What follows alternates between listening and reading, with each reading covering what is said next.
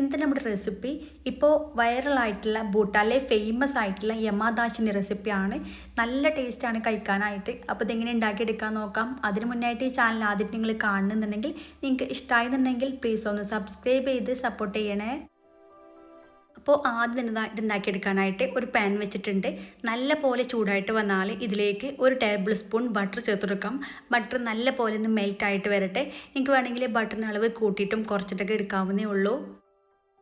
Butter നല്ല പോലെ തന്നെ മെൽറ്റായി വന്നിട്ടുണ്ട്. ഇനി ഇതിലേക്ക് 3-4 മുട്ട അങ്ങ് പൊട്ടിച്ചിട്ട് ചേർത്ത് കൊടുക്കാം. ഞാനിവിടെ 4 മുട്ടയാണ് എടുത്തുള്ളത്. നിങ്ങൾക്ക് മുട്ടൻ്റെ അളവ് എങ്ങനെ വേണമെങ്കിലും എടുക്കാവുന്നേ ഉള്ളൂ. ഇനി 1 മിനിറ്റ് നല്ല പോലെ ഒന്ന് വേവിച്ചെടുക്കാം. ഇപ്പോൾ 1 മിനിറ്റ് ആയിട്ടുണ്ട്. ഇതങ്ങ് മാറ്റി വെക്കാം.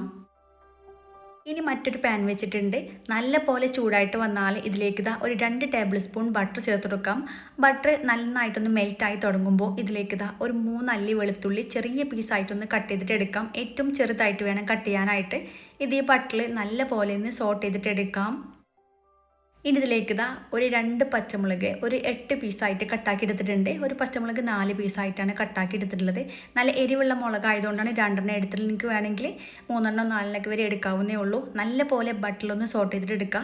നന്നായിട്ടൊന്ന് ചെറുതായിട്ടൊന്ന് വാടിയിട്ട് വന്നാൽ ഇതിലേക്ക് ഒരു 1/2 കപ്പ് വെള്ളം ചേർത്ത് കൊടുക്കാം. ഇനി ഹൈ ഫ്ലെയിമിലിട്ട് നല്ല പോലെ ഒന്ന് തിളച്ച് വരട്ടെ.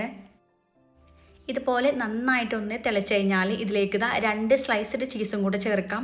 ചീസും കൂടെ ചേർത്ത് കഴിഞ്ഞാൽ നന്നായിട്ട് മിക്സ് ചെയ്ത് കൊടുക്കുക. ഈ ഒരു ചീസ് ഈ ഒരു വെള്ളത്തിൽ നല്ല രീതിയിലൊന്ന് മിക്സായിട്ട് വരട്ടെ. ചീസൊക്കെ നല്ല പോലെ തന്നെ മിക്സാക്കി എടുത്തിട്ടുണ്ട്. നിങ്ങൾക്ക് വേണമെങ്കിൽ ചെഡാർ ചീസ് കയ്യിലുണ്ടെങ്കിൽ അതെടുത്താലും മതിയാകും. ഇതിലേക്ക് ആവശ്യമായിട്ടുള്ള ഉപ്പും കൂടെ ചേർത്ത് കൊടുക്കാം. നമ്മുടെ ഒരു 1/4 ടീസ്പൂണിനേക്കാളും കുറച്ചും കൂടെ കൂടുതലായിട്ട് എടുത്തിട്ടുണ്ട്. ഉപ്പും കൂടെ ചേർത്ത് കഴിഞ്ഞാൽ നന്നായിട്ടങ്ങ് മിക്സ് ചെയ്ത് യോജിപ്പിച്ചെടുക്കാം.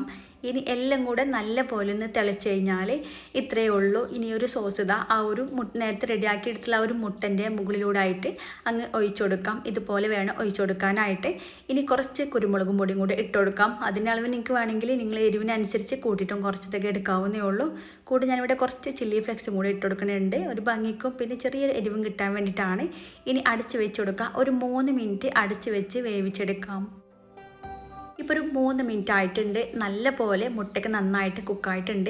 ഇനി മുട്ട അധികം കുക്ക് ചെയ്യാതെ കഴിക്കാൻ ഇഷ്ടമുള്ളവർക്ക് ഇത്രയും അധികം വേവിച്ചെടുക്കണമെന്നില്ല.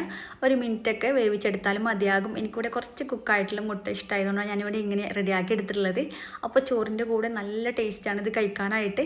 ഭൂട്ടാനിലൊക്കെ ശരിക്കും അവർ റൈസിൻ്റെ കൂടെയാണ് ഇത് കഴിക്കാറുള്ളത്. അപ്പോൾ എല്ലാവരും ട്രൈ ആക്കി നോക്കുക. നിങ്ങൾക്ക് എന്തായാലും ഇഷ്ടമാകും.